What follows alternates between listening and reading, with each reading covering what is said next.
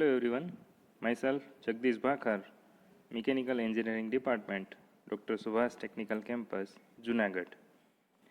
આજે આપણે એક નવો જ સબ્જેક્ટ શરૂ કરવા જઈ રહ્યા છીએ કે જેનું નામ છે હ્યુમન રિસોર્સ મેનેજમેન્ટ. આ સબ્જેક્ટ મિકેનિકલ એન્જિનિયરિંગની અંદર આમ તો ડિપ્લોમાની વાત આપણે કરી રહ્યા છીએ. 3rd સેમેસ્ટરની અંદર આ સબ્જેક્ટ છે તે ઓફર કરવામાં આવે છે અને જીટીયુ ના જે સિલેબસ છે તે પ્રમાણે આપણે તેના ટોપિક્સ છે તે કવર કરવાના છીએ. મિત્રો, હ્યુમન રિસોર્સ મેનેજમેન્ટ સબ્જેક્ટની વાત કરીએ તો આ સબ્જેક્ટ જીટીયુ દ્વારા જે ઇન્ટ્રોડ્યુસ કરવામાં આવેલો છે તે કેટલા બધા કોર્સિસમાં ઓફર કરવામાં આવે છે. તેની અંદર વાત કરીએ તો બાયોમેડિકલ એન્જિનિયરિંગની અંદર mechanical engineering, mechatronics engineering, metallurgy engineering, power electronics, plastic engineering, printing technology, ceramic engineering, textile manufacturing technology, textile processing technology, textile designing. એટલે આ એક મેનેજમેન્ટનો સબ્જેક્ટ છે કે જે ખૂબ જ ઉપયોગી છે in your career, in your development.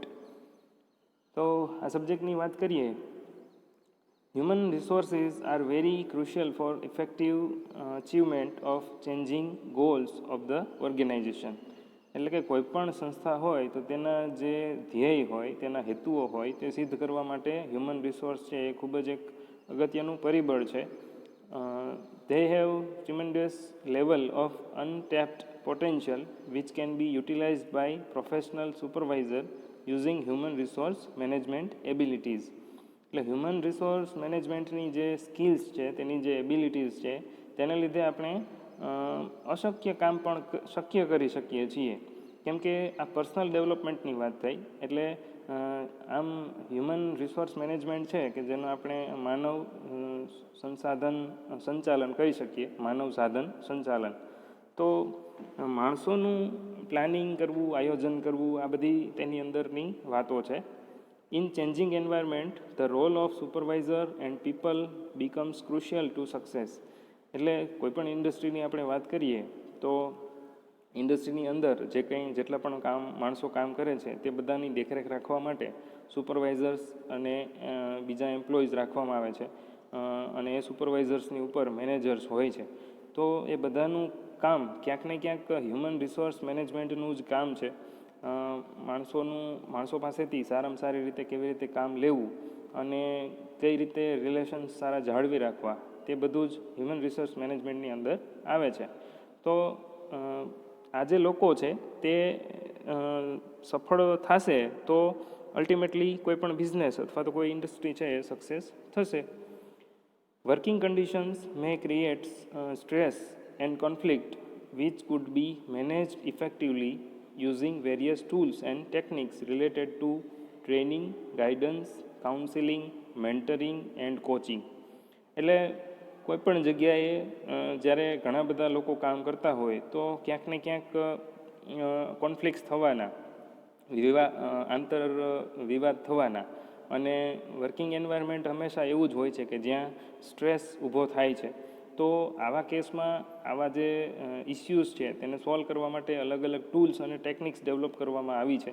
ઘણા બધા એવા તજજ્ઞો છે, મેનેજમેન્ટના ગુરુઓ છે કે જેણે કેટલી બધી એવી ટેકનિક્સ ડેવલપ કરી છે કે જેનાથી આ બધા જે ઇસ્યુઝ છે તે સોલ્વ કરી શકાય અને સારામાં સારી એક્ટિવિટી છે એ ઇન્ડસ્ટ્રીની અંદર અથવા તો ઓર્ગેનાઇઝેશનની અંદર કરી શકાય.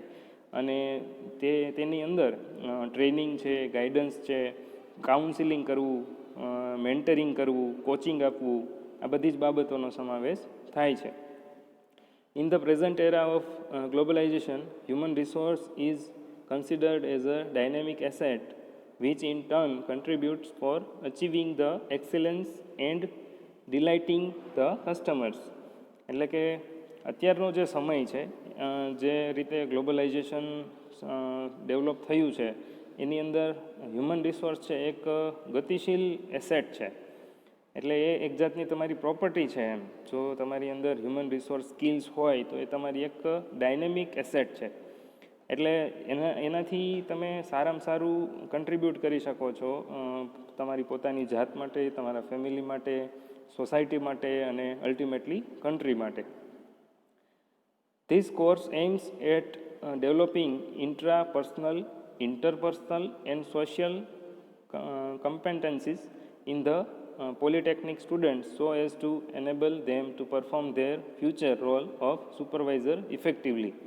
એટલે જનરલી આપણે જ્યારે ઇન્ડસ્ટ્રીની અંદર જઈશું ત્યારે આપણે જે કામ કરવાનું છે તે કામ સારામાં સારી રીતે તો જ કરી શકશું જો આપણે સ્ટડી કરતી વખતે પ્રેક્ટિકલ નોલેજ છે એ સમજવાનો અને તેને ઇમ્પ્લિમેન્ટ કરવાનો પ્રયત્ન કર્યો હોય.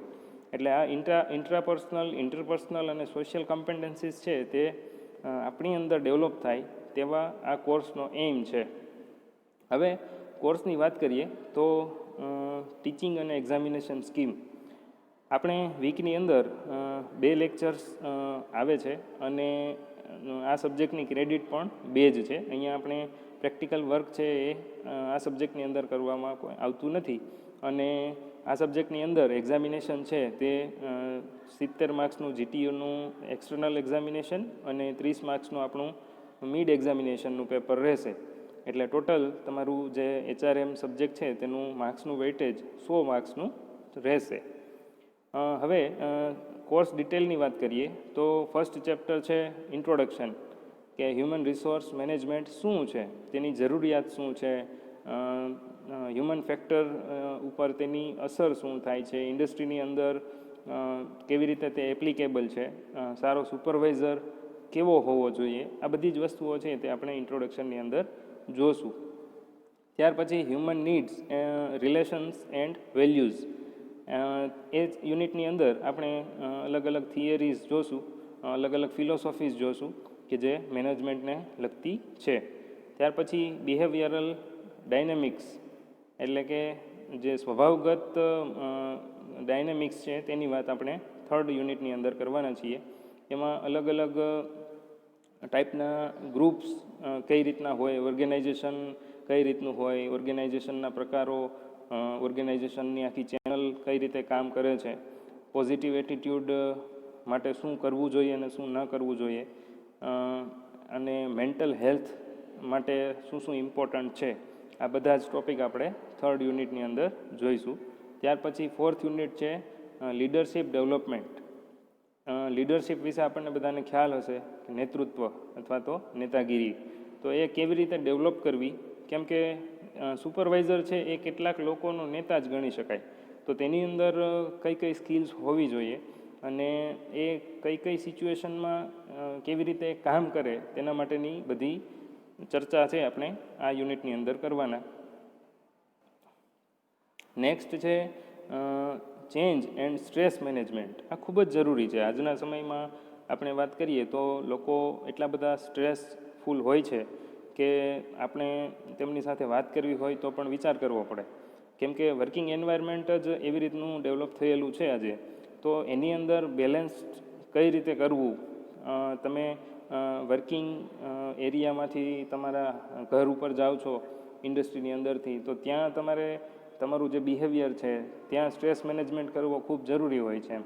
એટલે આની અંદર અલગ અલગ પ્રકારના જે ચેન્જ છે કયા કયા હોય એ સમજશું, ચેન્જ લઈ આવવા માટેના બેરિયર્સ કયા કયા છે એ બધું સમજશું, ગોલ સેટિંગ, અચીવમેન્ટ અને ચેન્જ મેનેજમેન્ટ, આ બધું આપણે આની અંદર સમજશું અલગ અલગ કેસ સ્ટડીને ધ્યાનમાં લઈને.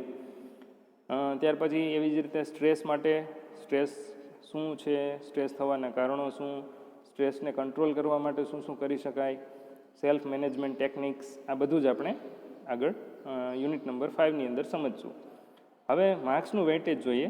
ઇન્ટ્રોડક્શન છે તેનું વેઇટેજ 5 માર્ક્સનું છે. સેકન્ડ યુનિટ છે human needs and relation and values, એનું વેઇટેજ છે 10 માર્ક્સનું છે.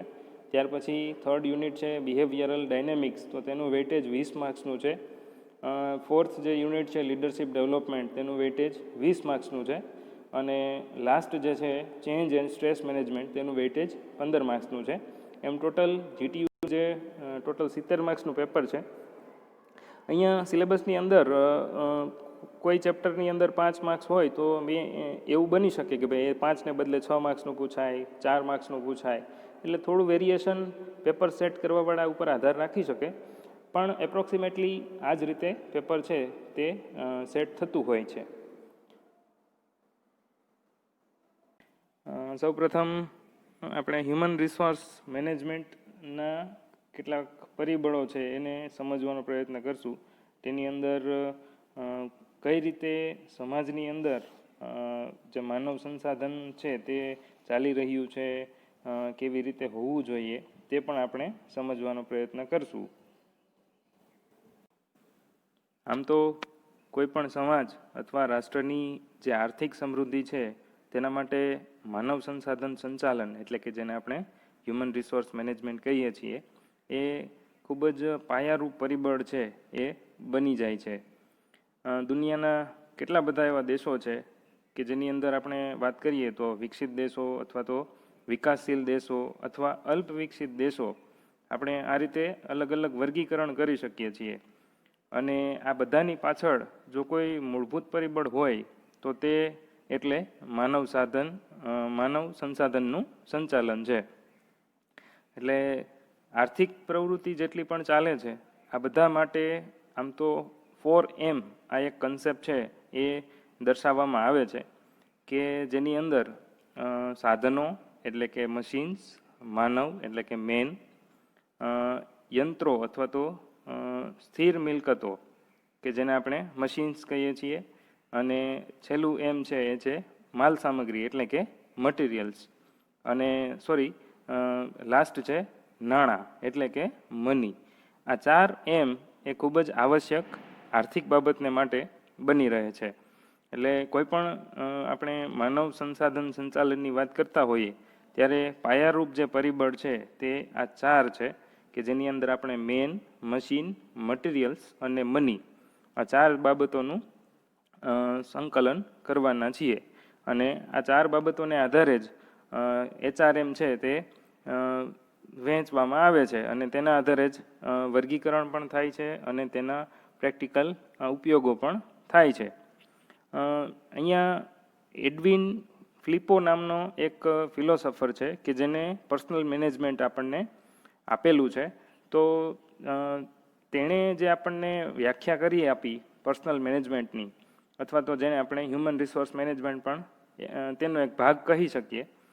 Personal management is the planning, organising, directing and controlling of the procurement, development, compensation, integration and maintenance of people for the purpose of contributing to the organizational, individual and social goals. અહીંયા આપણે આ ડેફિનેશનને સમજવાનો પ્રયત્ન કરીએ. જે Edwin ફ્લિપો છે તે એવું કહે છે કે જે પર્સનલ મેનેજમેન્ટ છે કે વ્યક્તિગત સંચાલન તે મૂળભૂત રીતે પ્લાનિંગ એટલે કે આયોજન, ઓર્ગેનાઇઝિંગ એટલે કે ઓર્ગેનાઇઝ કરવું અથવા તો ગોઠવણી, ત્યાર પછી ડાયરેક્ટિંગ એટલે કે દિશા સૂચન કરવું, અને કંટ્રોલિંગ એટલે કે સંચાલન કરવું ઓફ ધ પ્રોક્યુરમેન્ટ એટલે કે જે પ્રાપ્ત થયેલું છે અથવા તો જે પ્રાપ્તિ છે તેના માટે, ડેવલપમેન્ટ એટલે કે વિકાસને માટે, કમ્પેન્સેશન એટલે કે વ્યવસ્થાના ભાગરૂપે અથવા તો કામના ભાગરૂપે જે આપવામાં આવે છે તે, ત્યાર પછી ઇન્ટિગ્રેશન એન્ડ મેન્ટેનન્સ. ઇન્ટિગ્રેશન એટલે સંકલન અને મેન્ટેનન્સ એટલે સંચાલન અથવા તો સંભાળવું, સાચવવું. હવે આ જે પેરામીટર્સ છે procurement, development, compensation, integration and maintenance, આ બધું માણસને માટે કરવામાં આવે છે. એટલે જ આપણે HRM બોલીએ છીએ, હ્યુમન રિસોર્સ મેનેજમેન્ટ. એટલે આ બધું કરવાથી તેનો મેઇન પર્પઝ શું? તો કે આ બધું કરવાથી ઓર્ગેનાઇઝેશનલ એટલે કે સંસ્થાકીય, ઇન્ડિવિડ્યુઅલ એટલે કે વ્યક્તિગત, અથવા તો સોશિયલ ગોલ્સ એટલે કે સામાજિક જે ધ્યેય છે તે મેળવી શકાય છે. એટલે ડેફિનેશન પ્રમાણે આપણે જોવા જઈએ તો જે પર્સનલ મેનેજમેન્ટ છે કે જે હ્યુમન રિસોર્સિસનો એક ભાગ છે તેની અંદર મુખ્યત્વે આપણે 4 કામ કરવાના છે: પ્લાનિંગ, ઓર્ગેનાઇઝિંગ, ડાયરેક્ટિંગ અને કંટ્રોલિંગ. તેની અંદર 5 ભાગ પાડી શકાય આપણે કે જેના ઉપર આપણે કામ કરવાનું છે: પ્રોક્યુરમેન્ટ, ડેવલપમેન્ટ, કમ્પેન્સેશન, ઇન્ટિગ્રેશન અને મેન્ટેનન્સ. કોના ઉપર કામ કરવાનું છે? તો કે માણસ અને માણસોના સમૂહ ઉપર. અને એનાથી શું મેળવવાનું અથવા તો શું આપણું ગોલ, ધ્યેય શું મેળવી શકાય, તો એ છે ઓર્ગેનાઇઝેશનલ, ઇન્ડિવિજ્યુઅલ અથવા તો સોશિયલ ગોલ્સ. એ આપણી ગોલ્સની પ્રાપ્તિ કરવા માટે થઈને આ કરવામાં આવે છે. મિત્રો, આપણે જે 4Mની વાત કરી, મેન, મશીન, મટીરિયલ અને મની, આ ઉપરાંત કેટલાક નિષ્ણાંતોએ બીજા 3M પણ પાછળથી ઇન્ટ્રોડ્યુસ કર્યા કે જેની મદદથી આપણે સારામાં સારી રીતે HRMને ઇમ્પ્લિમેન્ટ કરી શકીએ છીએ.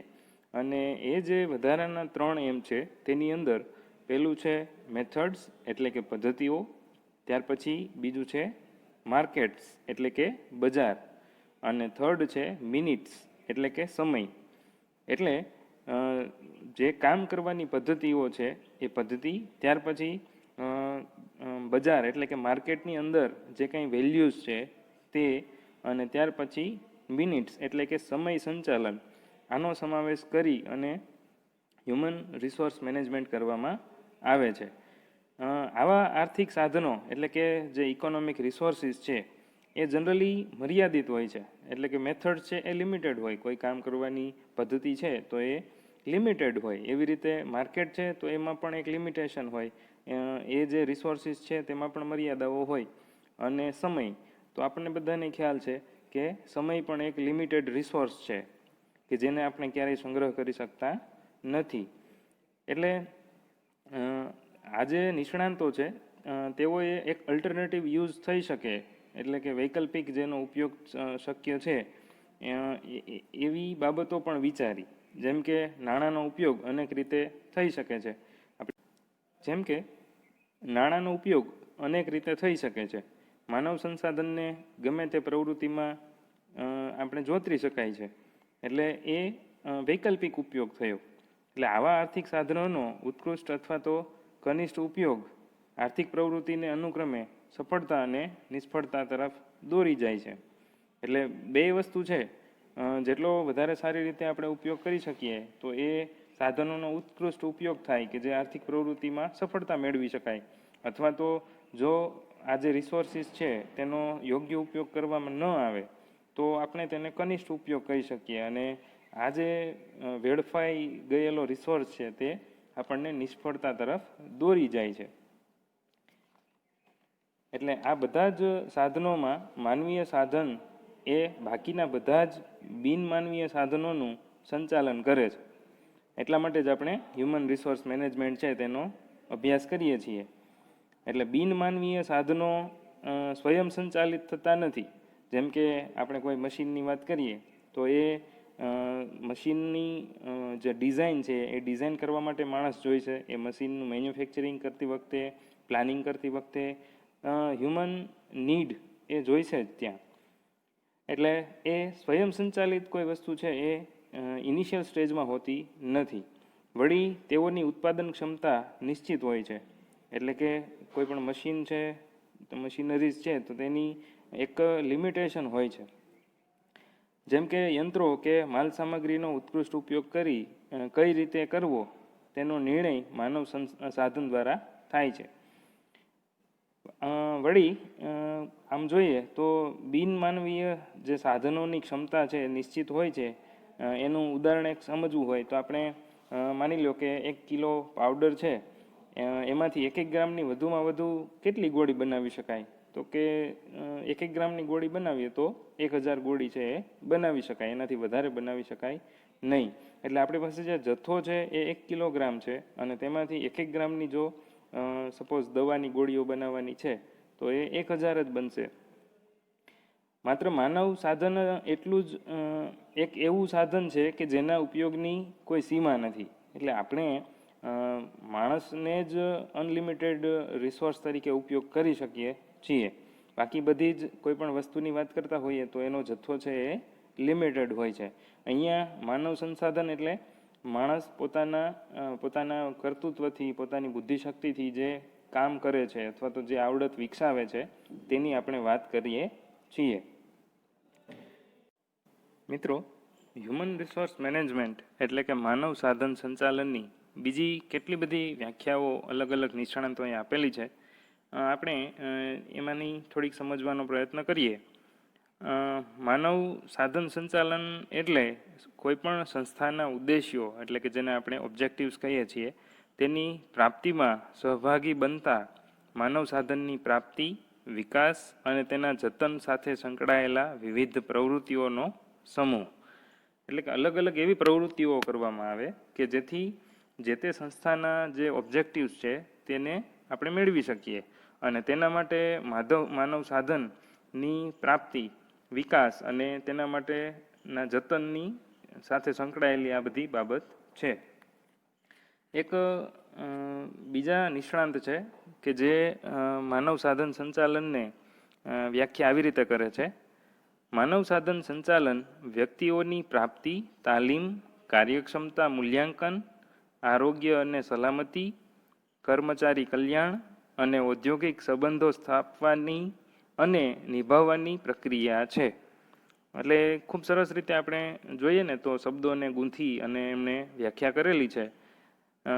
વ્યક્તિઓની પ્રાપ્તિ એટલે કે સિલેક્શન ઓફ પર્સન્સ, ટ્રેનિંગ, ત્યાર પછી કાર્યક્ષમતા મૂલ્યાંકન એટલે કે વેલ્યુ ઓફ એફિશિયન્સી અથવા તો પ્રોડક્ટિવિટી, ત્યાર પછી health and safety, employee welfare અને ઓર્ગેનાઇઝેશનલ અથવા તો ઇન્ડસ્ટ્રીયલ રિલેશનશિપ્સ આ નવા બનાવવાની અને જે જૂના હોય તેને નિભાવવાની પ્રક્રિયા છે. એટલે જે HRM છે, હ્યુમન રિસોર્સ મેનેજમેન્ટ, તે ખૂબ જ વાસ્ટ એરિયા છે, ખૂબ જ મોટો એક ઇન્ડસ્ટ્રીની અંદર અથવા તો ઓર્ગેનાઇઝેશનની અંદર એક વિભાગ છે. દરેક નાની કંપની હોય કે મોટી કંપની હોય, નાની સંસ્થા હોય કે મોટી સંસ્થા હોય, તેની અંદર હ્યુમન રિસોર્સ મેનેજમેન્ટ અથવા તો હ્યુમન રિસોર્સ ડિપાર્ટમેન્ટ હોય જ છે કે જે આખી સંસ્થા અથવા તો આખી ઇન્ડસ્ટ્રીની અંદર જેટલા માણસો કામ કરે છે તેની નાના મોટી બધી પ્રવૃત્તિઓ પર દેખરેખ રાખશે. વ્યક્તિઓની પસંદગી, ટ્રેનિંગ, આગળ આપણે જે વાત કરી ચૂક્યા એ બધી જ બાબતોની દેખરેખ એ માનવ સંસાધન રાખશે. ત્યાર પછી એડવિન ફિલ્મો એક બીજા નિષ્ણાંત છે કે જે માનવ સાધન સંચાલનની વ્યાખ્યા આવી રીતે કરે છે. માનવ સાધન સંચાલન એ તેની પ્રાપ્તિ, વિકાસ, વળતર, સંકલન અને તેની પ્રાપ્તિ અને જુદાપણા સંબંધિત આયોજન, પ્રબંધ, દોરવણી અને અંકુશ જેવા કાર્યો પૂર્ણ કરવાની પ્રક્રિયા છે. એટલે આમ થોડી ગૂંચવણભરી વ્યાખ્યા છે પણ સરસ છે. આગળ આપણે જે મુદ્દા જોયા છે આમ તો એમાંથી ઘણા બધા રિપીટ પણ થાય છે એમ કે માનવ સાધન સંચાલન એ માણસની વ્યક્તિની પ્રાપ્તિ, તેના વિકાસ એટલે કે ડેવલપમેન્ટ, વળતર કે જે આપણે આગળ વાત કરી ચૂક્યા છીએ કમ્પેન્સેશન માટે, ત્યાર પછી સંકલન એટલે કે ઇન્ટિગ્રેશન અને તેની પ્રાપ્તિ અને જુદાપણા સંબંધિત આયોજન.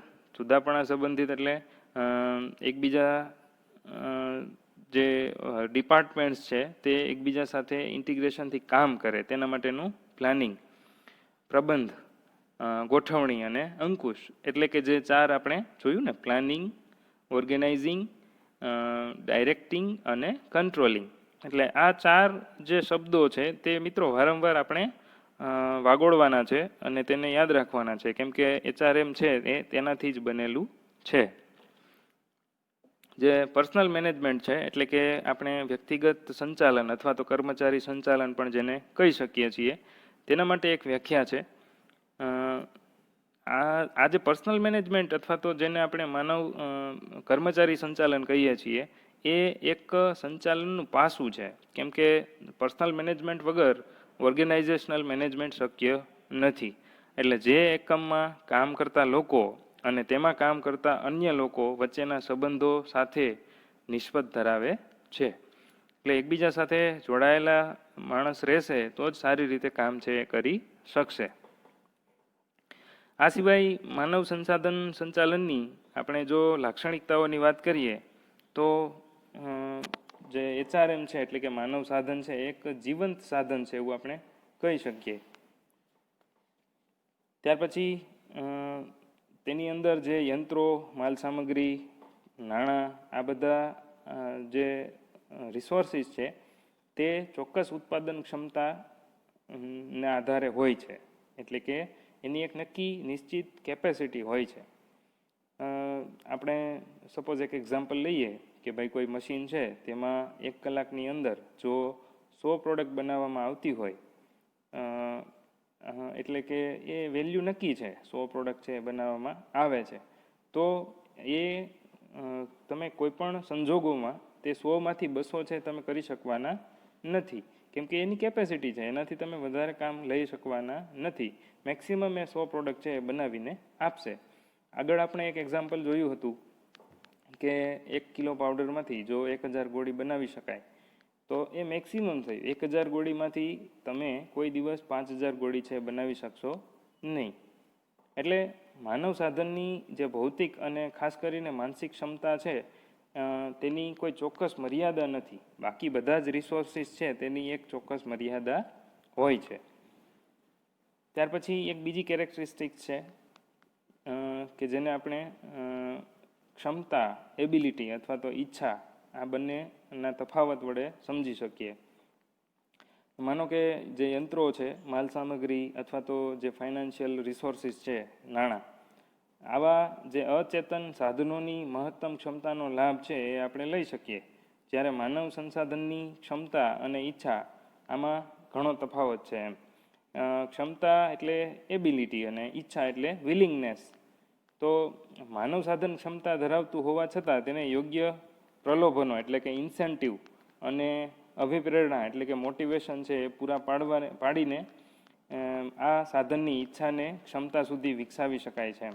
એટલે કોઈ પણ વ્યક્તિ છે એને તમે જ્યાં સુધી કોઈ પ્રલોભન ના આપો અથવા તો કાંઈ મોટિવેશન ના મળે ત્યાં સુધી એ પોતાને કામ કરવા માટે તૈયાર થતો નથી, અને એ સ્વાભાવિક છે. પણ પોતાની અંદર ઈચ્છા ઊભી કરી અને તમે તેની પાસેથી સારામાં સારી રીતે કામ લઈ શકો, આ એક હ્યુમન રિસોર્સિસની એક લાક્ષણિકતા છે. ત્યાર પછીની એક કેરેક્ટરિસ્ટિક્સ છે કે ભાઈ ટ્રેનિંગ અને વિકાસ, એટલે કે ટ્રેનિંગ એન્ડ ડેવલપમેન્ટ. એટલે હ્યુમન રિસોર્સ છે એ આ રીતે આપણને એવું દેખાય કે ભાઈ ટ્રેનિંગ અને ડેવલપમેન્ટ માટે કેટલા બધા ખર્ચાઓ છે એ કરતું હોય છે હ્યુમન રિસોર્સ મેનેજમેન્ટ.